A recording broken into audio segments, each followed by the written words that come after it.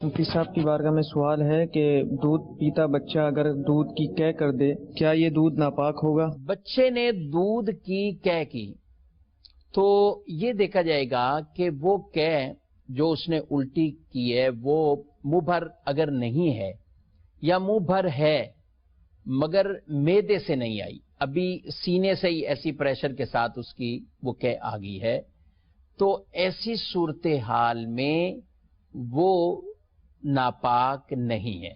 وہ اگر کپڑے پر لگتی ہے یا کوئی ایسی چیز پر لگتی ہے تو وہ ناپاک نہیں ہے۔ اور اگر وہ منہ بھر ہو،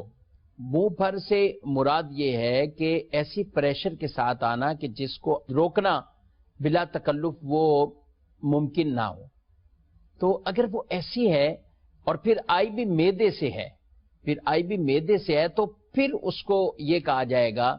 کہ یہ ناپاک ہے۔ مگر اگر معدے سے نہیں ہے، بچے نے منہ میں دودھ لیا نکال دیا، دودھ ابھی سینے تک ہی گیا تھا نکل آیا، تو اس کو ناپاک نہیں کہیں گے۔